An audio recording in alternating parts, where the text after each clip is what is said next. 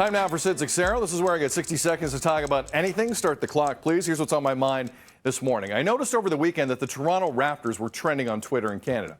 Doesn't happen a lot these days, so I was wondering what was going on. I eagerly checked out what was happening. News on Masai Ujiri's contract? Nope. Wasn't that. Some new speculation regarding pending unrestricted free agent Kyle Lowry? Maybe? Nope. Wasn't that. Anything new regarding Pascal Siakam, who recently underwent shoulder surgery and will miss the start of next season? Maybe? Nope. Wasn't any of those things. The reason the Raptors were trending Sunday was it marked the exact 2-year anniversary of the night they won the NBA championship in Oakland, California. And really, there's nothing wrong with celebrating the past. It's an amazing thing, especially given the size of the moment and its place in Canadian sports history. But I have to be honest with you, I wasn't feeling it. I'm not there right now. Not with so many questions lingering. I don't care about the past in this moment. I am way more interested in the Raptors' future because there's a lot of questions. A lot. Sherman Hamilton, Raptors analyst, joining us, one of the best in the business. Sherman, just so I'm clear, I don't begrudge those who are feeling nostalgic. It is a hell of a moment. But were you feeling nostalgic over the weekend, seeing that trend? Not really. I mean, I didn't feel that way last season either. So, I mean, it was one of those things where I had to be reminded of it. And like you, I don't live in the past like that, but it was a historical moment. So I can understand why some people just wanted to relive it, especially after the last 2 seasons.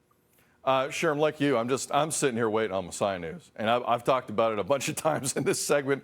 I don't want to sound repetitive, but there's not an inch of the Raptors organization that can move forward. I think you and I can both agree on that unless this gets rectified.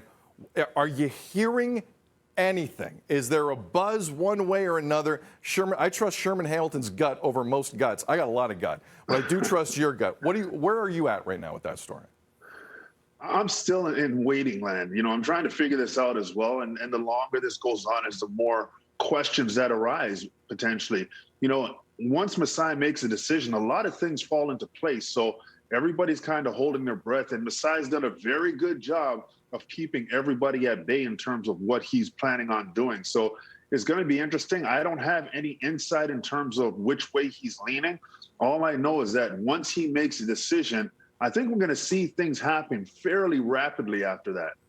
Do you think it's a situation where he also might be waiting on a couple of these teams that are still involved in the postseason once they get eliminated? Last time I checked, only one team wins the title. Once they get eliminated, to kind of see what the real lay of the land is? It's possible. You know, Masai is going to want all his options in front of him. And he may be waiting to see what happens in terms of other teams that are still playing. But also Masai has other interests that are probably getting his attention more so now than ever. So, you know, everything's in play with Masai. And one thing we know about him is that he is so good at what he does that people are going to wait for him to make a decision and are going to allow him to make the choices that he wants to make. Because if he decides to come back to the Toronto Raptors, the Raptors are going to welcome him with open arms. And so would 29 other teams in the league if he chose to go there as well. So Masai's holding all the cards right now, and that's why he can take his time to decide. Yep, to be continued, Sherm, no doubt. Thanks for waking up. One of the best in the business, Sherman Hamilton, Raptors analyst. Have a good day, brother. Thanks. Good talking to you, Sid. Love Sherm. Does a tremendous job. All right, we're going to take a break. You Sound Off coming up here on BT. What do you make of the second dose rollout in this province? Thorncliffe Park, we've had live shots throughout the morning. The lineups are still long in parts of the city for people to get the second dose. Some people can't get an appointment, period, anywhere.